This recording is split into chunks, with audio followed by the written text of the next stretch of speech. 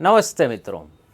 ભારતના રાષ્ટ્રપતિનું ઇલેક્શન આવી ગયું છે અને અમેરિકાના રાષ્ટ્રપતિની જેમ જ થોડુંક ટેકનિકલ હોય છે અને એવા ટોપિક્સમાંનો એક છે આ કે ફોરએવર કરંટ અફેર્સમાં રહે, એટલે આવતા 5 વર્ષ સુધી ગમે ત્યારે પૂછાઈ શકે, ફરી ઇલેક્શન આવે ત્યારે પાછું પૂછાઈ શકે. થોડુંક ટેકનિકલ હોય છે એટલે સ્ટુડન્ટ્સની ઓલવેઝ ડિમાન્ડ હોય છે કે સર ફરીથી રિફર કરી શકીએ. ઇવન મારા ક્લાસના સ્ટુડન્ટ્સ પણ ઘણીવાર ડિમાન્ડ કરતા હોય કે સર એક ઇન્ડિયાના પ્રેસિડેન્ટનું ઇલેક્શન રેકોર્ડ કરીને મૂકી દો યુટ્યુબ પર, તો ક્યારેક ભૂલાઈ જાય તો ફરીથી રિફર થઈ શકે. એનું કારણ છે થોડુંક ટેકનિકલ છે. આપણે ટ્રાય કરીએ છીએ તમને બને એટલી ઇઝી ભાષામાં એક્સપ્લેન કરવાનું. તો જોઈએ ડિટેલમાં કઈ રીતે થાય છે ઇલેક્શન, ઇલેક્ટોરલ કોલેજ ને બધું. જે થોડુંક ઘણી વખત બુકમાં વાંચીને પણ ન સમજાઈ શકે. ટીચરનું કામ ત્યાં શરૂ થતું હોય કે બુકમાં લખેલું શું છે એ ન સમજાય, ત્યાં જ અમારું કામ ચાલુ થતું હોય. એક અમેરિકાના રાષ્ટ્રપતિનું ઇલેક્શન પણ ગયા વખતે આવ્યું હતું, ત્યારે આપણે રેકોર્ડ કરીને મૂક્યું હતું. ખૂબ સારો રિસ્પોન્સ મળ્યો તમારા બધા લોકોનો. ન જોયું હોય તો ખાસ જોજો. અને ભારતના રાષ્ટ્રપતિથી કેટલું અલગ છે, ભારતની લોકસભાના ઇલેક્શનથી કેટલું અલગ છે, એક કમ્પેરેટિવ એનાલિસિસ કરવું જરૂર. આપણે ક્લાસમાં તો અમે લોકો ડિસ્કસ કરતા જ હોઈએ છીએ. તો આવું હું મેઇન ટોપિક ઉપર. આપણી બુક ભારતનું બંધારણ આવી ગઈ છે માર્કેટમાં.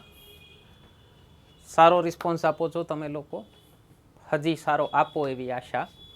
તો પેજ નંબર 38 ઉપર છે બુકના. એક તો આર્ટિકલ નંબર છે 54, રાષ્ટ્રપતિની ચૂંટણી કઈ રીતે થાય. One of the important articles, ખાસ કરી અને જે વર્ષે ઇલેક્શન થતું હોય એ વર્ષ પૂરતું અને એના પછીના 1 વર્ષ સુધી આ ઇમ્પોર્ટન્ટ આર્ટિકલ રહે.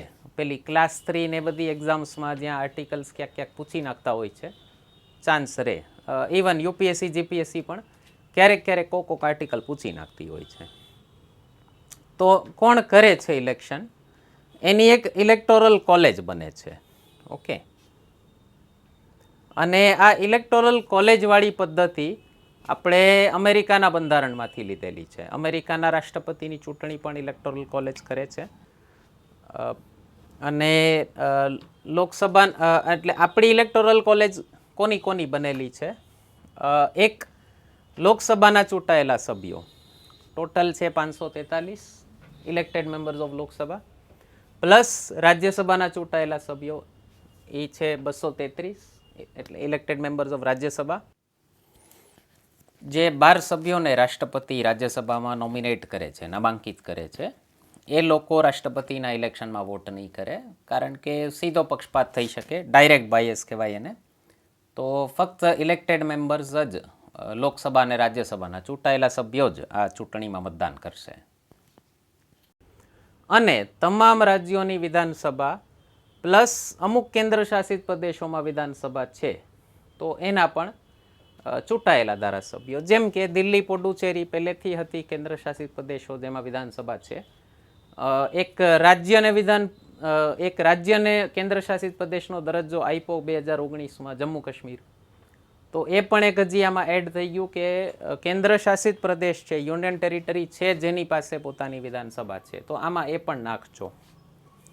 તો ટોટલ મેમ્બર્સ થાય છે ઇલેક્ટોરલ કોલેજના 4896. આમાં આ વખતે એક ચેન્જ છે માઇનર, એ બતાવું છું, કારણ કે આ જમ્મુ કાશ્મીર વાળું જે થયું છે ચેન્જીસ એના કારણે થયું છે. તો સૌથી પહેલા ઇલેક્ટોરલ કોલેજમાં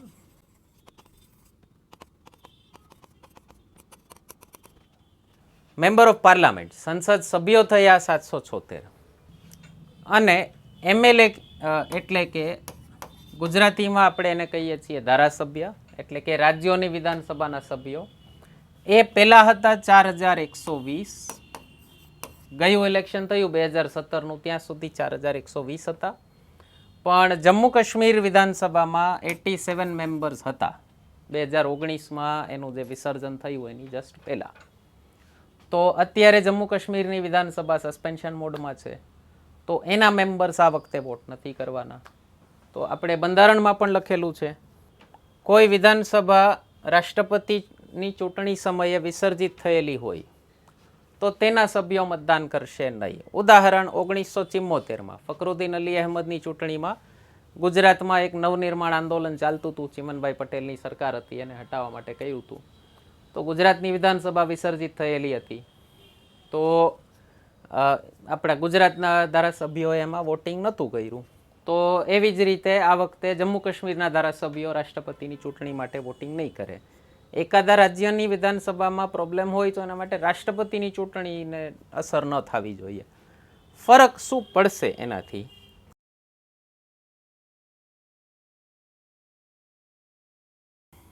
અત્યારે એમએલએ થશે ટોટલ 4033. ઓકે, હવે આમ જોવો તો વધારે જોર કોનું ચાલે રાષ્ટ્રપતિના ઇલેક્શનમાં? સીધું સીધું ગણિત જોવો તો તમને દેખાય કે જેની પાસે રાજ્યોમાં વધુ એમએલએ છે એના વોટ્સ વધુ થયા. તો જે પાર્ટી પાસે એમએલએ જાજા છે એનો કેન્ડિડેટ રાષ્ટ્રપતિ બની શકે. પણ અહીંયા એક અન્યાય થાય કે એક એમપી, એક સાંસદ કેટલા લોકોનું પ્રતિનિધિત્વ કરે છે, કેટલા લોકો પાસે વોટ માગવા જાય છે, કેટલી મહેનત કરીને સાંસદ બને છે, અને એક એમએલએ કેટલા લોકોનું પ્રતિનિધિત્વ કરે છે, એમાં ઘણો ડિફરન્સ છે. જેમ કે ગયા આપણે હમણાં એક ડિલિમિટેશનવાળા પરિસીમનવાળા ક્વેશ્ચનમાં ચર્ચા થઈ હતી કે એક ગુજરાતનો એક સાંસદ છે એ લગભગ 27 લાખ લોકોનું પ્રતિનિધિત્વ કરે છે. એટલે તમારા લોકલ લોકસભાના મેમ્બર હશે તો એ લગભગ 27 લાખ લોકો પાસે વોટ માગવા જતા હોય. જ્યારે એક ધારાસભ્ય છે, એમએલએ છે, એ હાર્ડલી 3 લાખ લોકોનું પ્રતિનિધિત્વ કરે છે. એવી જ રીતે 3 કે 4 લાખ, લગભગ 7 ગણા જેવો ડિફરન્સ છે. ગુજરાતમાં લોકસભાની સીટ છે 26 અને વિધાનસભાની સીટ છે 182, એક્ઝેક્ટ 7 ગણી થઈ. તો એક એમએલએ જેટલા લોકોનું પ્રતિનિધિત્વ કરે છે એના કરતાં 7 ગણા લોકોનું પ્રતિનિધિત્વ એક એમપી કરતો હોય છે. તો બેયના વોટની વેલ્યુ સેમ હોય તો એ બરાબર ન કહેવાય. તો એના માટે આપણા બંધારણમાં આ બેયના વોટ ઇક્વલ કરવા માટે એક અલ્ગોરિધમ નાખ્યું છે, એક મિકેનિઝમ નાખ્યું છે. તો જેમ કે એક એમએલએના મતનું મૂલ્ય કઈ રીતે ડિસાઇડ કરવાનું?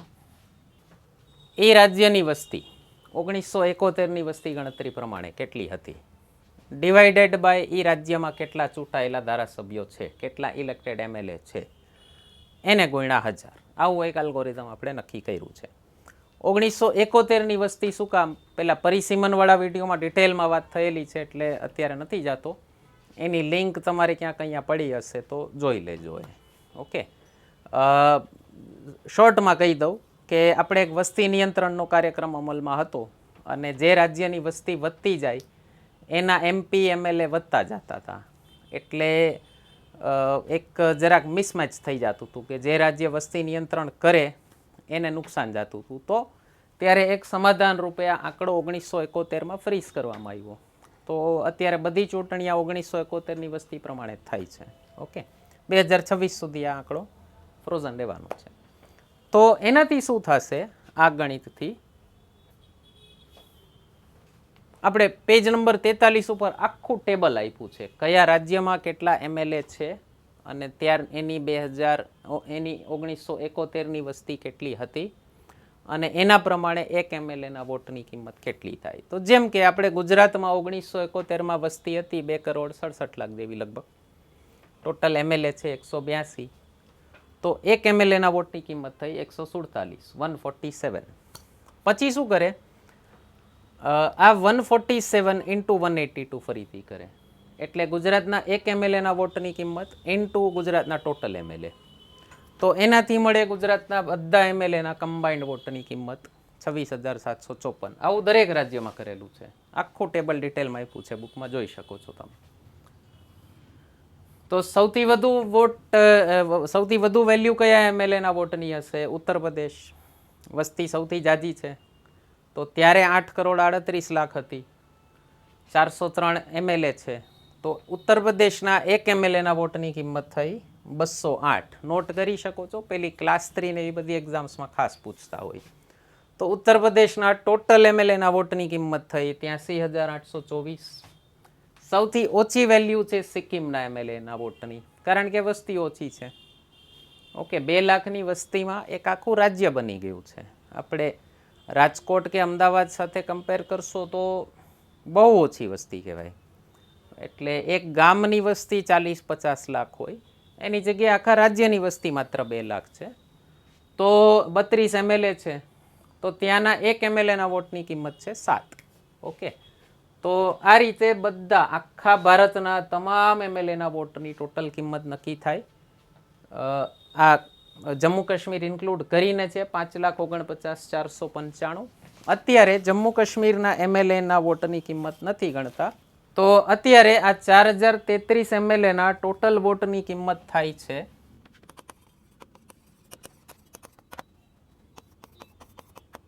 5,43,231.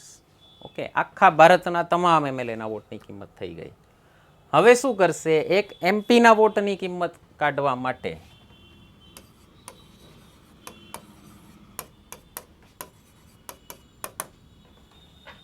આને ભાઈગા ટોટલ નંબર ઓફ MP કરશે. Total votes of MLA upon total number of MPs. તો એ થાય છે 5,43,231 ભાગ્યા 776. તો એની કિંમત અત્યારે આવે છે 700. જે ગયા ઇલેક્શન સુધી 708 હતી. જીપીએસસીએ ક્વેશ્ચન પૂછેલો છે આનો, રાષ્ટ્રપતિની ચૂંટણીમાં એક MPના વોટની કિંમત કેટલી છે. તો અત્યારે એ જરાક ચેન્જ થઈ ગયું છે. કોઈ બુકમાં લખ્યું હોય, ઇવન આપણી બુકમાં પણ 708 છે, પણ ત્યારે કલ્પના નહોતી કે જમ્મુ કાશ્મીરની એસેમ્બલી ક્યાં સુધી સસ્પેન્ડેડ હશે. તો એની પહેલાં ઇલેક્શન આવી ગયું છે રાષ્ટ્રપતિનું. તો તમે તમારી જાતે અપડેટ કરી લો, એના માટે જ વિડીયો બનાવ્યો છે. ઓકે, તો અત્યારે એક MPના વોટની કિંમત છે 700. હવે શું કરશું, આ 700 ગુણ્યા 776 કરો ને,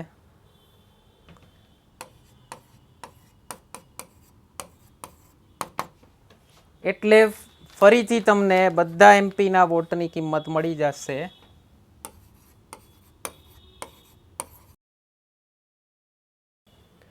ટોટલ વોટ્સ ઓફ MLA છે 443,231. ટોટલ વોટ્સ ઓફ MPs છે 543,231 વોટનો ડિફરન્સ છે એટલો થાય. આમાં રાઉન્ડ ઓફ કર્યા હોય છે એટલે એટલો ડિફરન્સ થાય, બરાબર. તો હવે શું થયું, ટોટલ MLAના વોટની કિંમત અને ટોટલ MPના વોટની કિંમત એ બંને સરખી થઈ ગઈ. એટલે રાજ્યોનો પલડો પણ સરખો અને સંસદનો પલડો પણ સરખો. હવે ટોટલ વોટ થયા આખા રાષ્ટ્રપતિના ઇલેક્શનમાં 10,86,431. ઓકે, તો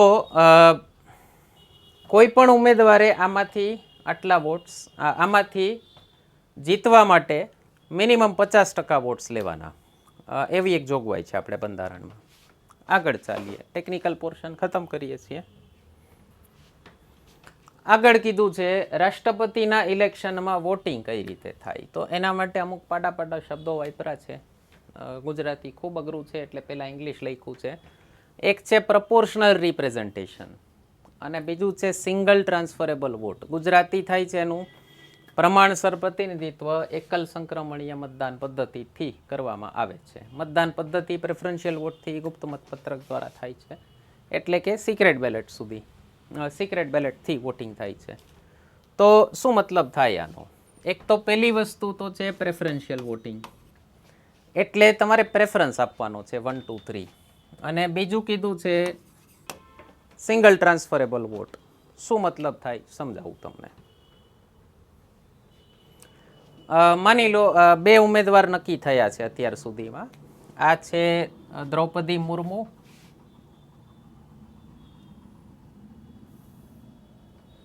ભાજપનું જે ગઠબંધન છે NDA, એના કેન્ડિડેટ છે દ્રૌપદી મુર્મુ. આ છે યશવંત સિન્હા, પહેલા ભાજપમાં હતા, અત્યારે મમતા બેનર્જીની પાર્ટી TMCમાં છે. આમ જોવો તો થર્ડ ફ્રન્ટ કહેવાય, નથી બીજેપી વાળો ફ્રન્ટ, નથી કોંગ્રેસ વાળો ફ્રન્ટ, એટલે આમ જોવો તો થર્ડ ફ્રન્ટ કહેવાય. પણ અત્યારે એવું કીધું છે કે કમ્બાઇન્ડ ઓપોઝિશને એક જ કેન્ડિડેટ ડિક્લેર કર્યા છે. બરાબર. તો આને ગણીએ આપણે ઓપોઝિશન. અને માની લો કે હજી એક કેન્ડિડેટ કોંગ્રેસવાળા ડિક્લેર કરે, કોંગ્રેસનું જે ગઠબંધન છે યુપીએ, માની લો એના તરફથી હજી એક કેન્ડિડેટ, નામ ચાલતી હતી શરદ પવારની, આમનું નામ છે નહીં, તમને સમજાવવા માટે એક ઉદાહરણ આપું છું. માની લો 3 કેન્ડિડેટ ઊભા હોય, તો કોઈ પણ વોટર જ્યારે વોટ આપવા જશે ને ત્યારે એના બેલેટ પેપર ઉપર 3 નામ લખ્યા હશે: દ્રૌપદી મુર્મુ, યશવંત સિન્હા, શરદ પવાર. હવે એણે પ્રેફરન્સ આપવાનો કે મારો રાષ્ટ્રપતિ માટે મારો ફર્સ્ટ પ્રેફરન્સ કોણ છે, સેકન્ડ પ્રેફરન્સ કોણ છે, થર્ડ પ્રેફરન્સ કોણ છે. એટલે માની લો ભાજપનો વોટર હશે તો એ ફર્સ્ટ પ્રેફરન્સ આપશે આને, માની લો સેકન્ડ પ્રેફરન્સ આપી શકે આને, કારણ કે મોદીજીના સંબંધ બહુ સારા છે એમની સાથે, આ ભાજપ છોડીને ગયા છે તો નહીં, આ તો નહીં જ. ઓકે, માની લો કોંગ્રેસનો વોટર હશે તો એ ફર્સ્ટ પ્રેફરન્સ આપશે આને, સેકન્ડ પ્રેફરન્સ બની શકે આને આપે, થર્ડ આને આપે. ઓકે, એવી રીતે માની લો થર્ડ ફ્રન્ટવાળા લોકો છે, જેમ કે માની લો શિવસેના છે કે પછી બીજેડી છે, વાયએસઆર કોંગ્રેસ છે, તો એ ફર્સ્ટ પ્રેફરન્સ કોને આપશે, સેકન્ડ પ્રેફરન્સ કોને આપશે? માની લો સમાજવાદી પાર્ટી છે, માની લો ફોર એક્ઝામ્પલ, એ ફર્સ્ટ પ્રેફરન્સ આપશે આને, બની શકે સેકન્ડ પ્રેફરન્સ આપે આને, ઓકે, બની શકે થર્ડ પ્રેફરન્સ આપે આને. તો એને કહેવાય પ્રેફરન્શિયલ વોટ. હવે આપણે એક વાત થઈ કે રાષ્ટ્રપતિના કેન્ડિડેટે જીતવા માટે મિનિમમ 50% વોટ લેવા જરૂરી છે. આપણે લોકસભામાં જે ઇલેક્શન થાય છે એને કહેવાય છે first pass the post voting system. એટલે શું મતલબ થયો? જેને સૌથી વધુ વોટ મળ્યા એ જીતા. માની લો આવી રીતે 3 કેન્ડિડેટ હોય અને 3માંથી એકેયને 51% વોટ નથી મળતા. માની લો આવું થાય,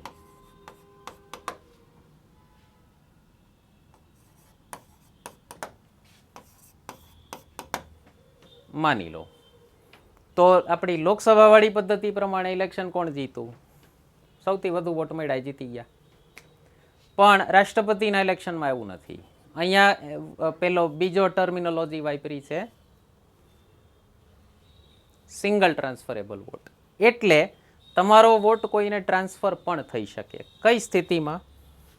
2થી વધુ કેન્ડિડેટ ઊભા હોય અને કોઈ એકને 51% વોટ ન મળે તો જે છેલ્લો કેન્ડિડેટ હશે ને એના બધા વોટ્સ બાકીના 2 કેન્ડિડેટને ટ્રાન્સફર થઈ જશે. કઈ રીતે?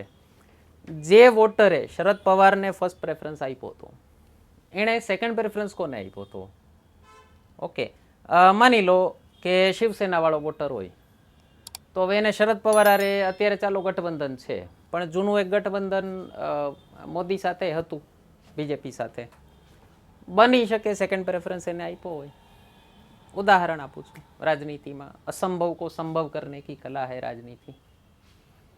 ઓકે, માની લો કે અમુક ન્યુટ્રલ પાર્ટીસ છે જેને બીજેપી સાથે આમ સામસામે વેર નથી, ખાલી દેખાડા પૂરતું ઓપોઝિશન કરતા હોય.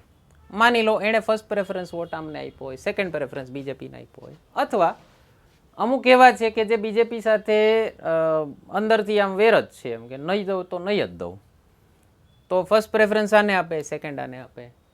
તો સેકન્ડ પ્રેફરન્સ જેને આપ્યો છે ને આના ફર્સ્ટ પ્રેફરન્સવાળા વોટરે, એ કેન્ડિડેટને આમના બધા વોટ ટ્રાન્સફર થઈ જશે. માની લો આવી રીતે થાય તો આના બધા વોટ કેન્સલ થાય. અને માની લો આવું થાય કે 10% વોટ બેયને વયા ગયા, તો હવે 51% વોટ કોને જાય છે? તો દ્રૌપદી મુર્મુ આપણા રાષ્ટ્રપતિનું ઇલેક્શન જીતી શકે. એની જગ્યાએ માની લો આમાંથી 12 ગયા હોય, 13-14 ગયા હોય, આમાંથી વધુ આવ્યો હોય તો યશવંત સિન્હા પણ જીતી શકે, કોઈ ઇશ્યુ નથી. અત્યારે આ સિનારીઓ છે નહીં, 2 જ કેન્ડિડેટ ઊભા છે, કોઈ ચિંતા જેવું નથી. આ તો વાત છે કે 2થી વધુ કેન્ડિડેટ્સ ઊભા હોય તો માની લો કે 5 કેન્ડિડેટ ઊભા હોય અને કોઈને ફર્સ્ટ ગોએ 51% વોટ ન મળે તો શું કરવાનું? 5મા કેન્ડિડેટના વોટ કેન્સલ થાય, એ ટ્રાન્સફર થાય. હજી ન થયા કોઈને 51% તો ચોથા કેન્ડિડેટના બધા વોટ કેન્સલ થાય, એ ટ્રાન્સફર થાય. હજી કોઈને મેજોરિટી નથી થતી તો પછી ત્રીજા કેન્ડિડેટના. ટૂંકમાં જ્યાં સુધી 51% વોટ કોઈ પણ એકને ન મળે ત્યાં સુધી છેલ્લા કેન્ડિડેટના વોટ્સ કેન્સલ થઈ અને ટ્રાન્સફર થાય રાખે. આને કહેવાય સિંગલ ટ્રાન્સફરેબલ વોટ. અને સિંગલ શું કામ? એક સાંસદના વોટ, એક સાંસદ પાસે 700 વોટ છે તો એ એવું ન કહી શકે કે ભાઈ આપણે ભાજપ કોંગ્રેસ બે યારે સંબંધ હારા છે તો હું મારા વોટમાંથી 350 ભાજપને આપું, 350 કોંગ્રેસને આપું, આપણે કોઈ યારે સંબંધ બગડે નહીં, એવું ન ચાલે. તમારો એક વોટ છે એ આખો 700 એ 700 વોટ કોઈ એક જ કેન્ડિડેટને જશે. અને સેકન્ડ કાઉન્ટિંગ થયેલું છે અને કહેવાય છે સેકન્ડ રાઉન્ડ ઓફ કાઉન્ટિંગ. તો એવું પણ થયેલું છે 69ના ઇલેક્શનમાં. 69નું ઇલેક્શન થયું હતું વીવી ગિરીવાળું, એમાં થયું હતું આવું. કોંગ્રેસના ઓફિશિયલ કેન્ડિડેટ હતા નીલમ સંજીવ રેડ્ડી અને કોંગ્રેસમાં એક લોબી હતી સિન્ડિકેટ, એની સાથે ઇન્દિરા ગાંધીને અનબન હતી. તો ઇન્દિરા ગાંધીએ પોતાના કેન્ડિડેટ ઊભા રાખ્યા હતા, વીવી ગિરી અપક્ષ તરીકે ઊભા રાખ્યા હતા અને સિન્ડિકેટને પોતાને ઝટકો લાગ્યો હતો. તો પછી ત્યારે થયું હતું આ કે સેકન્ડ રાઉન્ડ ઓફ કાઉન્ટિંગમાં વીવી ગિરી જીતા હતા અંતે. પછી નીલમ સંજીવ રેડ્ડીને એમનો ન્યાય મળી ગયો હતો. 77માં જ્યારે પહેલી નોન કોંગ્રેસ ગવર્મેન્ટ બની જનતા પાર્ટીની, ત્યારે પછી એ પ્રેસિડેન્ટ તરીકે ઊભા રહ્યા હતા અને ત્યારે કોંગ્રેસની હાલત નહોતી પ્રેસિડેન્ટનું ઇલેક્શન લડવાની, જસ્ટ હજી લોકસભાના હારમાંથી ઉપર જ આવી હતી જસ્ટ. તો ત્યારે નહોતા ઊભા રાખ્યા. તો એક તમારા જીકે માટે નોટ કરવા જેવી વસ્તુ, કયા રાષ્ટ્રપતિની ચૂંટણીમાં બીજી વખત મતગણતરી કરવામાં આવી હતી? 1969 વીવી ગિરી. બીજો ફેક્ટ નોટ કરવા જેવો રાષ્ટ્રપતિની ચૂંટણીનો, એકમાત્ર બિનહરીફ ચૂંટાયેલા ઇલેક્ટેડ અનઅપોઝડ નીલમ સંજીવ રેડ્ડી 1977માં જનતા પાર્ટીના હતા. ત્રીજો નોટ કરવા જેવો, ગયા વખતે રામનાથ કોવિંદ બન્યા હતા ત્યારે કહેતા હતા કે પહેલા દલિત, પહેલા શેડ્યુલ્ડ કાસ્ટ રાષ્ટ્રપતિ છે, નહીં, પહેલા શેડ્યુલ્ડ કાસ્ટ રાષ્ટ્રપતિ હતા KR નારાયણન 1997માં. રામનાથ કોવિંદ છે એ બીજા શેડ્યુલ્ડ કાસ્ટ રાષ્ટ્રપતિ છે. એક ફર્સ્ટ મહિલા પ્રેસિડેન્ટ, પહેલા મહિલા રાષ્ટ્રપતિ હતા પ્રતિભા પાટીલ 2007માં.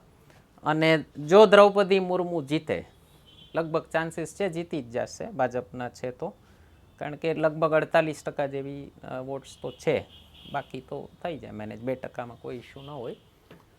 તો ફર્સ્ટ ટ્રાઇબલ વુમન પ્રેસિડેન્ટ, એટલે કે આદિજાતિ સમુદાયમાંથી પહેલા મહિલા રાષ્ટ્રપતિ ચૂંટાશે. તો આટલા એક અમુક ફેક્ટ્સ હોય છે રાષ્ટ્રપતિની ચૂંટણીને લગતા. બાકી વધુ ડિટેલ જોતી હોય તો બુકમાં લખી છે, બધી જોઈ શકો છો. લાયકાત શું હોય ને, આપણો હેતુ ખાલી ઇલેક્શન પ્રોસેસ તમને ઇઝીલી સમજાવવાનો હતો. આશા કરું છું વિડીયો પસંદ આવ્યો હશે. કાંઈ ન સમજાયું હોય, કાંઈ ક્વેશ્ચન હોય તો કમેન્ટ સેક્શનમાં પૂછી શકો છો. અને લાઇક, કમેન્ટ, સબસ્ક્રાઈબ, શેર કરવાનું ભૂલતા નહીં. ધન્યવાદ.